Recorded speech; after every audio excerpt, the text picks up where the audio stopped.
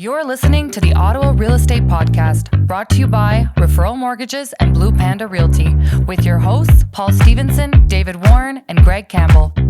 Let's see what's going on in the world of real estate in our nation's capital. We're back. We are back in the building. We're back in the building. It is the Ottawa Real Estate Podcast. Yeah, there's the There laugh. it is. There's Paul. There's the laugh. Hello, Two of us everybody. today. Hello. My name is Paul Stevenson. I am one of the proud owners of Referral Mortgages. I'm also a mortgage agent, and I'm here with Greg Campbell. He's a partner and an agent at Blue Panda Realty. We are a duo today. Our third party is not with us, Mr. David Warren. We miss you. Yeah, that's okay That's though. it. Just the two of us, yeah. Just the two of us. There we go. So yeah, how was the weekend, Greg? It was great. I had Let's a just great get right weekend. into it. I had I had some showings on Saturday, and then followed that up with the mortgage approvals team Christmas party at the Shaw Center. Ooh. Mr. Brock Frost, Jason Ambera deal, and the rest of the boys from that team, and it was wild. There was 200 people. It was like things had never changed due to COVID. It was like the first regular massive night I'd been to in forever. So that was refreshing. I'll tell you one thing. We did do that. We actually went to the Moscow Tea Room after. The owner was there, who's an old friend of mine, Abbas Mahmoud, which was amazing. I hadn't seen him for since the pandemic.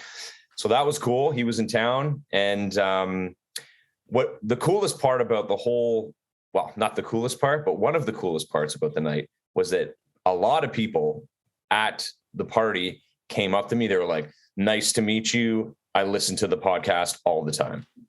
No way. Yeah. So we had a lot of fans there. It was pretty cool. Shout out to all those listeners. That sounds great. Yeah, that's a large party, and the Shaw Center is actually a great venue for any sort of large gathering. I've been to different conferences and events there, and it's always a good time. Service is great. Space is awesome. The food was amazing. Location is great. We couldn't believe the food. It was like a buffet style, but it was incredible. And Ryan LaBelle. Ryan LaBelle was No DJ. way. Yeah. Was he on the ones and twos? Overall, man. On the ones and twos. It was a great night. Yeah. That's amazing. So today I'm still, go ahead. No, you go ahead. You're still. No, I'm taking all the time. It doesn't matter. People want us to get into real estate. They want to hear about Paul, then they want real estate. So let's do it. I'll give you the short and skinny. I had a very relaxing weekend, which is a rarity on my end. The kids were not with me. Jackson was away at a tournament, and Matt and Serena were both with their mom. So I had a relaxing weekend to myself. I treated myself to a little spa treatment on a Friday evening, and went to the La Naudique.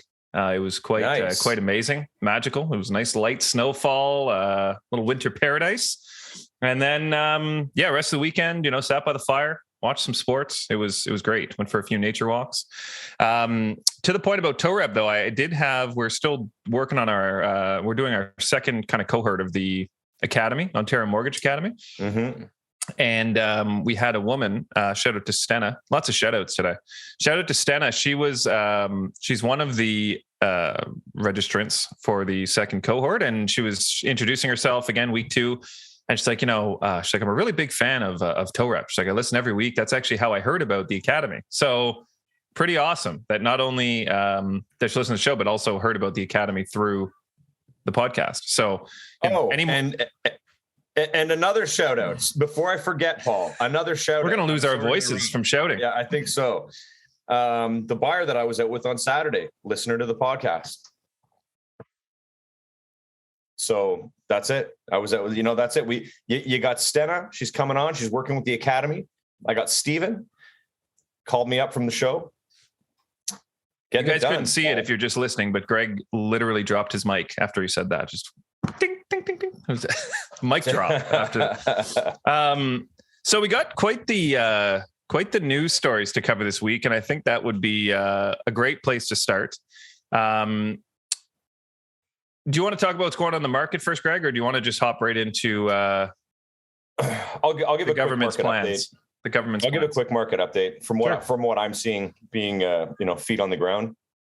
I was involved in a multiple offer scenario on what night was, I guess it would have been Monday.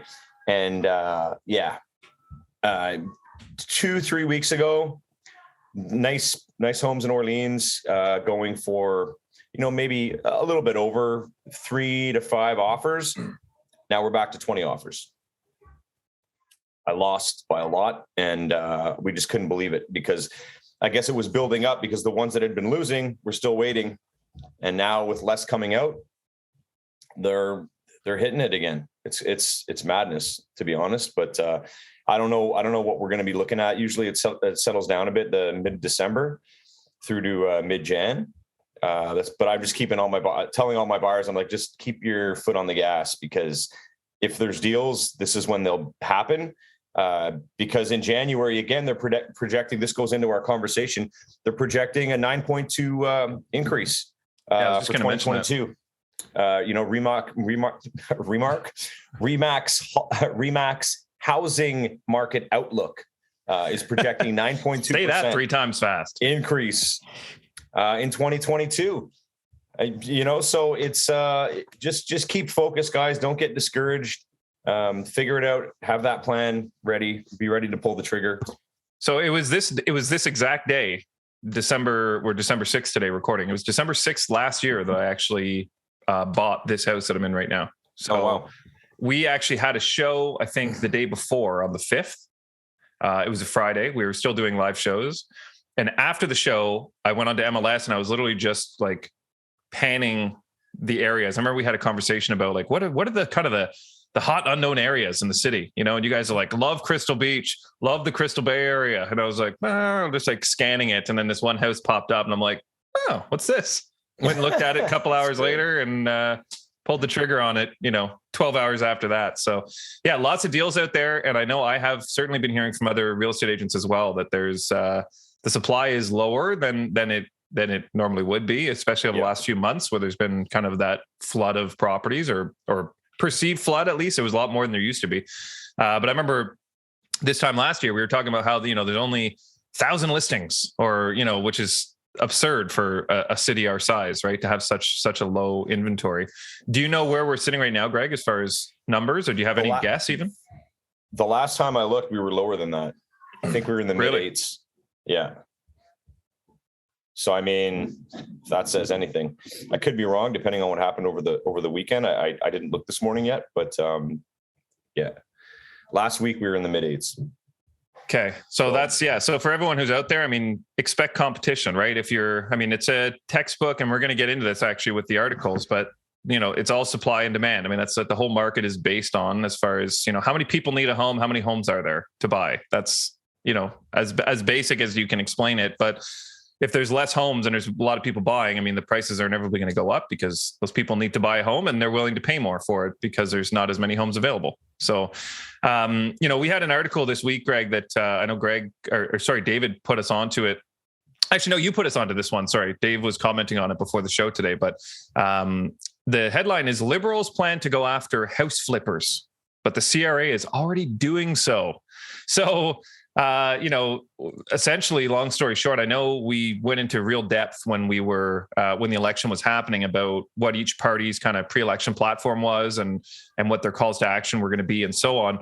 So, just to reiterate for everyone, the Liberals wanted to introduce kind of their anti-flipping tax in an effort to reduce speculative demand in the marketplace, and to help cool excessive price growth. So they wanted to basically reassess people that were abusing the PRE, which is the principal residence exemption. So for anyone who is listening, may not know, when you sell your primary residence, so long as it's the home that you're actively living in, and it's, your actual primary home, when you sell that home, any capital gains that you make from the equity in the home, you do not currently have to pay tax on that. So, if you buy a home and it increases, which we've seen a lot of over the last couple of years, it increases by say $300,000 or $400,000, and you sell that home, that $300,000 or $400,000 is tax-free revenue for yourself, not revenue, but tax-free money that in my opinion, you've earned from owning that home and from the increase in the market and so on. So right now you don't have to pay any tax on that. They are trying to propose this, basically a change to that rule. So if you are to sell your principal residence within 12 months of purchasing or transfer the title, that they're going to treat this as if you would pay capital gains on that. So essentially what they want to do, I believe, is essentially a 50% tax on that. Correct me if I'm wrong, Greg. I'm pretty sure that I'm very confident. That's what it is. Yeah. So there would be some exemptions. So they're saying some of the notable exemptions would be sale of vacant land, the sale of a home destroyed, condemned or damaged due to a natural or man-made disaster during the 12-month period, the owner's previous home having been destroyed or condemned, a death, a divorce, a separation. Those are all the same, aren't they? Just kidding. Serious illness, injury, and or change of employment of the beneficial owner during that 12-month period. So there are some, all the things that basically wouldn't be you flipping the home would basically be exempt. But as a whole, Greg, like what are your thoughts on just them kind of bringing this in and just adding kind of an additional tax to the bracket?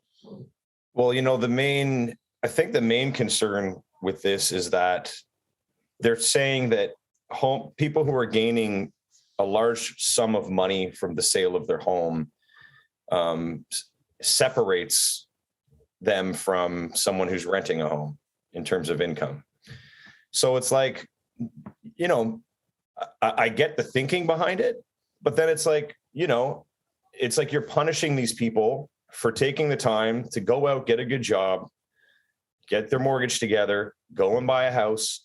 The market changed in a way that no one knew was going to happen. So you're penalizing people for buying a home during the pandemic, making a good amount of money, and then taxing that. So, meanwhile, everyone's like, oh yeah, I can't believe this happened to me. It's probably a once in a lifetime lottery style thing that's been going on, and it's not going to happen again, like to this extent. I don't think so anyways. It wouldn't make sense. So it's like, why is the government going to penalize people by creating something new based out of that idea?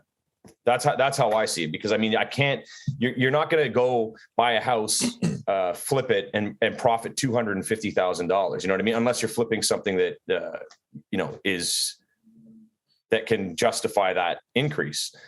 But that's very rare, right? I find it more of like a pandemic tax for people that did well during the pandemic. Yeah. Yeah, it's especially during a time when they have created a lot of money out of nothing. A lot of money's been created in Canada over the last couple of years, and now we got to figure out where we're going to get that money from, and it's clearly from the Canadian citizens and homeowners by the looks of it. But what I guess, at least from the people I have talked to about this, and I don't want to say this is my personal opinion, but I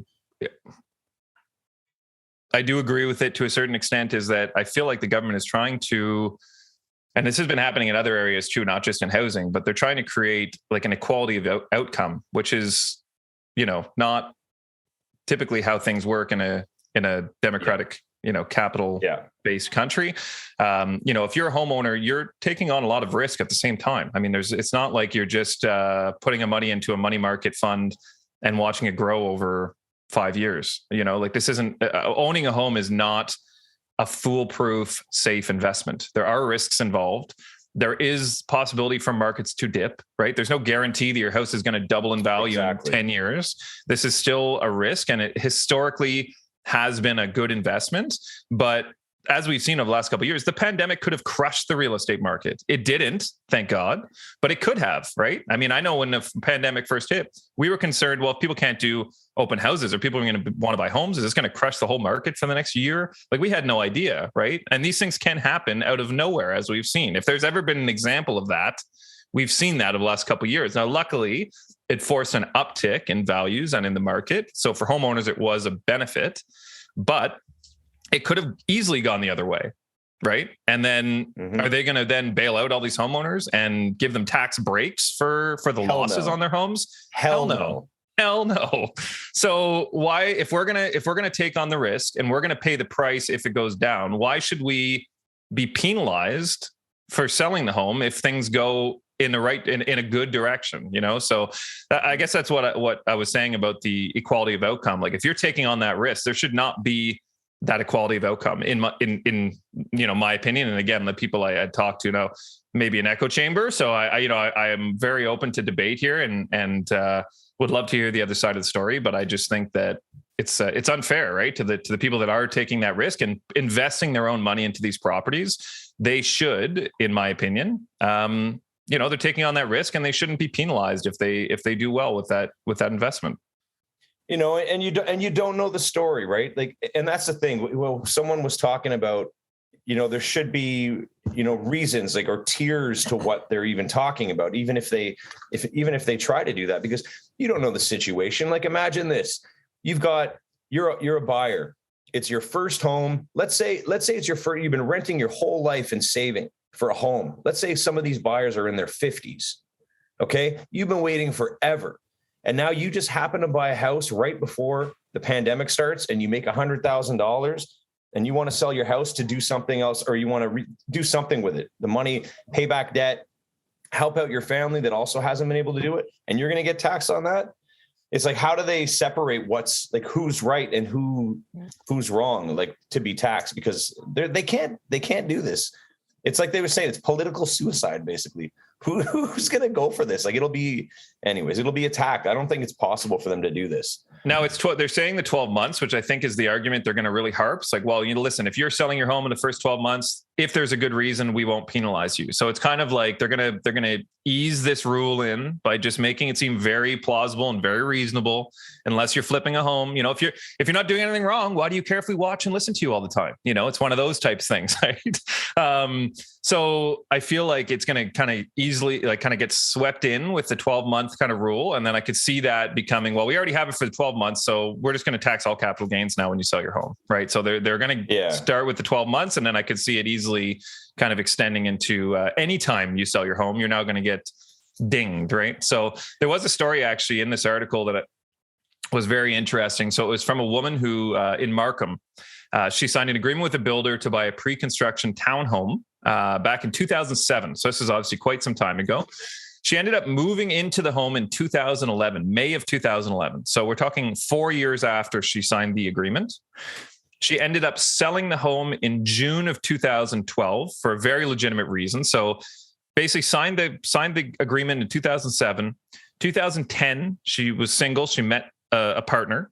They ended up dating for a couple years. She moved in May and said, you know what, we're still too early in this relationship, so we're not going to move in together or buy this home together, which makes complete sense. June of 2012, they decide to move to the US, and she decided to list and sell her home. So she's been in this home for over a year now. She originally bought the home almost 4.5 years ago, almost 5 years when she ended up selling it. And in 2015, CRA basically reassessed her, audited and reassessed her 3 years after she sold the home.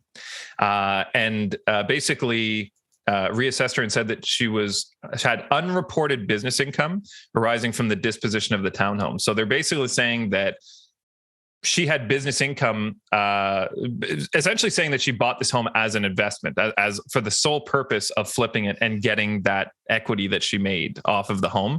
So long story short, the net proceeds after the sales commissions and everything was about $43,000 that she made from the home. The CRA assessed a tax of $22,000 that she owed them. So over half of what she paid, over half of what her proceeds were. They taxed her $22,000.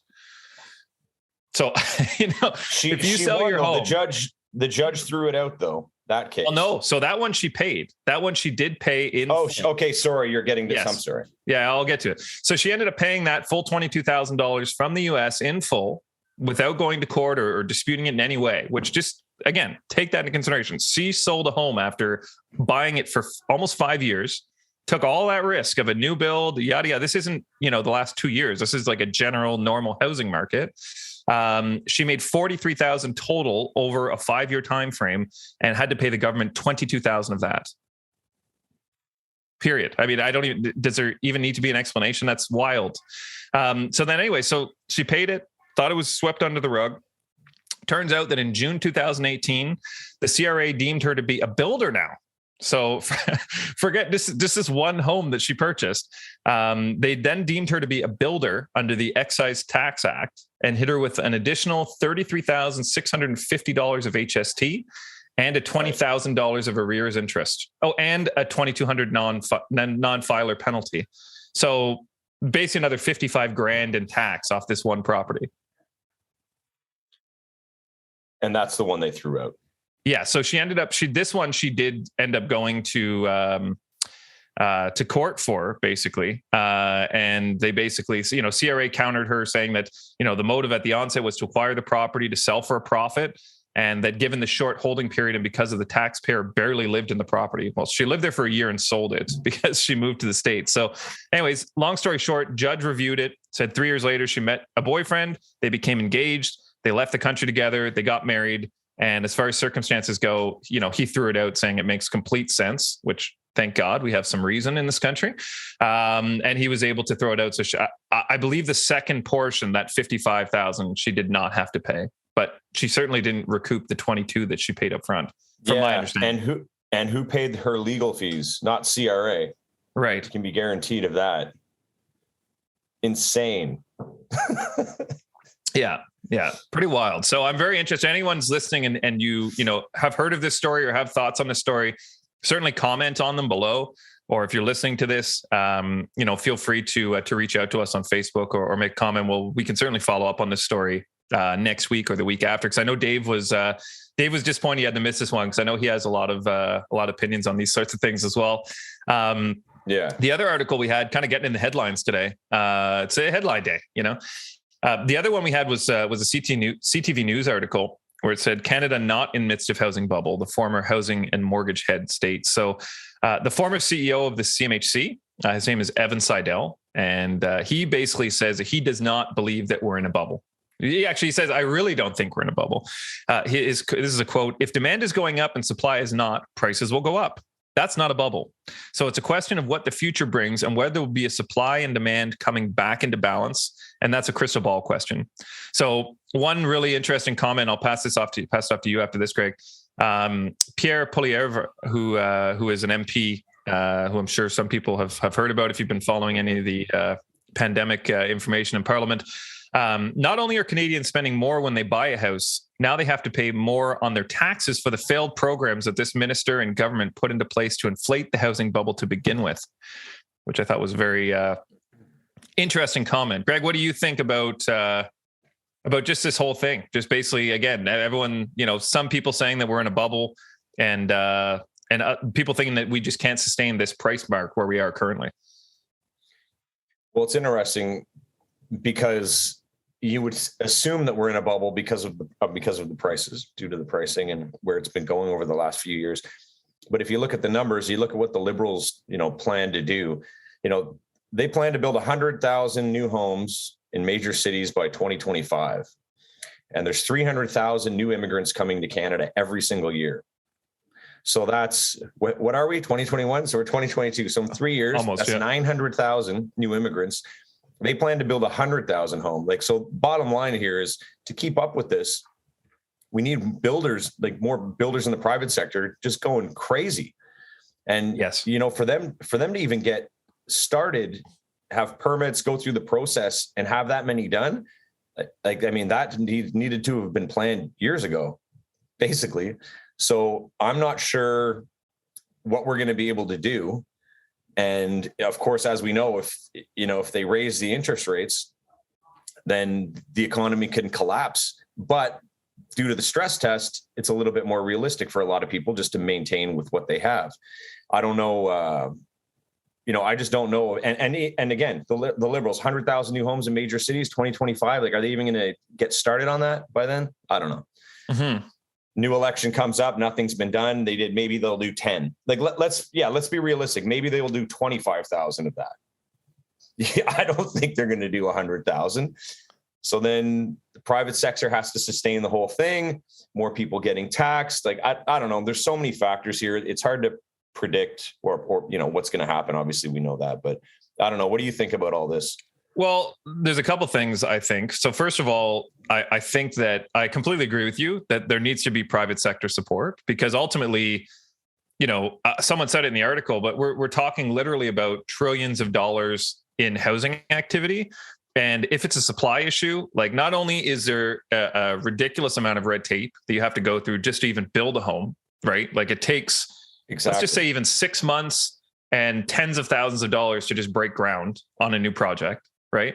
And then on top of that, you're talking, it's just going to be the government that is basically planning to build these homes. They're not offshooting any of that to the private sector. I mean, maybe this is a cliche, but I mean, things tend not to move so quickly within the government. Everyone's kind of, I know there's a lot of people that work very hard, but when you're talking about a massive project like this, where we need to have houses built yesterday, a year ago, 2 years ago, we need all hands on deck, right? We need to be having anyone who can literally build a home needs to be shovels in the ground building so that we can match this supply issue. And like you said, Greg, I mean, 100,000 homes, how quickly is that going to get done? Even if they said today, all builders, you can go ahead and, we're going to give you plots of land to start building homes. I mean, 100,000 homes doesn't happen overnight. That takes time to build. And just the bureaucracy of trying to get the ground broken on those 100,000 homes, I'm sure is going to be a nightmare for the next year to year and a half. And like you said, we're going to be 2024 and, there'll be, like you said, even generously a quarter of those homes built. And then by then, like we said, if home prices are going up 9% in 2022, it's probably going to be something quite similar in 2023 if there's a supply issue, maybe even more. So, I mean, the supply issue is literally the core of the issue. And if we're not addressing that seriously with any like true action, which I think we both agree, we know we both agree, there needs to be private sector activity and they need to be helping with this demand to get the homes to where they need to be. If they want to have 100,000 homes in the next 3 years, you're going to need some hands on deck for that. And it's not, I mean, this isn't it's not a good thing overall, with the prices being where they are for the general consumer who's working towards home ownership. But like we always say, you just got to put a plan in place and work towards it, or don't. It's as simple as that. And there's a lot of tools that you can use to make it happen. You just got to make sure that you're talking to the right people and who can, lead you in the right direction. Totally. And I think, some of the stuff that they did propose, I don't want to suggest that their kind of pre-election platform was all bad. I mean, I think like we were talking about equality of outcome. I think equality of opportunity is really where the focus should be. And I think that's, the first time buyer savings accounts, more incentive, like actual true incentives that are going to help people buy homes, I think would be great. Taxing, like all these things that are kind of on the back end, like kind of rear loaded taxes, I think are ridiculous. Like you need to be helping people get into homes, not penalizing people that are already in them. That's my opinion. I need a debate, Seidel says, to close out this article. He said, Seidel says it's time Canadians have the debate on whether to implement capital gains tax on primary residences, which he says help minimize the housing inequality gap. One of the things that's really driving people apart in terms of inequality in our country is the amount of money people are making off houses who own them versus the amount of money people aren't making on their homes that rent them. That's what you were saying earlier. Why don't we tax gains on houses, or why don't we tax gains on houses, but we tax the gains on other investments? It's a serious non-progressive situation in our tax code. He acknowledged that it's an idea not on the minds of policymakers as it would lead to political suicide. Politicians just aren't allowed to have this conversation because the opposition and its any color will skewer them for it. And so we don't have the debate we have to have. I mean, in my opinion, again, this is solely my opinion. I think anytime you're, again, going back to the risk reward, if you are taking your own hard-earned money and investing it into anything, whether it be the stock market, a mutual fund, real estate, a business, like whatever you're investing your money into, I don't think there's any reason to have, to be penalized for your success in that regard. The same way that if you lose money on these investments, nobody's coming to save your boat. Nobody's coming out to throw you a life jacket and say, hey, Paul, you lost 20 grand on that investment. Let us help you out with that and get you back on your feet. No. So if I'm taking that risk and I do well on it, why should I be basically penalized, $20,000, $30,000 for the risk and the reward that I earned, really? So like I said, I think there's a lot to be said for equality of opportunity. Give people the opportunity to buy a house if they want to, and create programs that allow people to buy a house if they want to. But if you're able to buy a home, in my opinion, or any sort of investment, if you're reinvesting your money wisely and you do well, then you shouldn't be penalized for that. That's maybe I'm too old school, but I think there's lots of things. We pay tax on every single thing we buy, every single thing we earn, on our property tax. We pay tax everywhere. Like literally every single day you go out in the world, you're paying tax every single time you spend or earn money. So the things that you're risking your money investing into should be yours to risk and yours to earn. I agree. Yeah. And there should be more support for people that actually really need it. I know there's lots of plans in place. I can't talk about it too much, but it's, there's a lot of people in need, and there needs to be platforms that our country puts together for that based on what we already have. Because the extra money that they'd be getting from these people that do well, they're just trying to pay back for the money that they've been spending on the pandemic for everyone. And a lot of people getting that money are able to work, and they're not even working. So there's a big mixed bag of things happening here. Yeah. And I just, I don't want to sound like a capitalist here. I mean, I very much agree that there are a lot of people that need assistance right now. And certainly, our taxes should help to pay that, but that's also a mismanagement of our tax dollars, right? I mean, this isn't like a matter of us siphoning all this money in shoeboxes under our bed and not sharing it with people. I mean, we are, like we were talking about before, like just in home insurance, there was, I think, $5 billion paid in home insurance, and the default rate in Canada is a fraction of 1%, so like, where is that $5 billion going? Why don't we reallocate that to something that actually stimulates the market, helps build homes, and puts more people indoors, right? Like this isn't a matter of, we need to tax more people. No, let's manage our money better. Let's actually manage the government the way it should be managed and facilitate better programs that are actually going to help people get into doors. That's what should 100%, 100%. And that's the thing. It's like, even if they tried to implement this capital gains tax on, home flipping or whatever, they would have to show proof of where that money was going. Because in my mind, it would have to go directly back into the housing industry in this country, to either help those in need, to bridge that gap, the equality gap, or back toward, building more homes. But building more homes. That's where we'll never know. It would never be, none of that would be public, because we all know where it goes. Oops. Private jets. Mood boost. Yeah. Oh, I'm getting heated on a Monday. I got to slide into the mood boost here. All right. I got 5 today. They're quite good. I'm very happy with them. Number 1, I was pretty happy actually with Mike last week. Not only did he guess the answer, but he got it right. So number 1, why do bees stay in their hives during the winter? Swarm.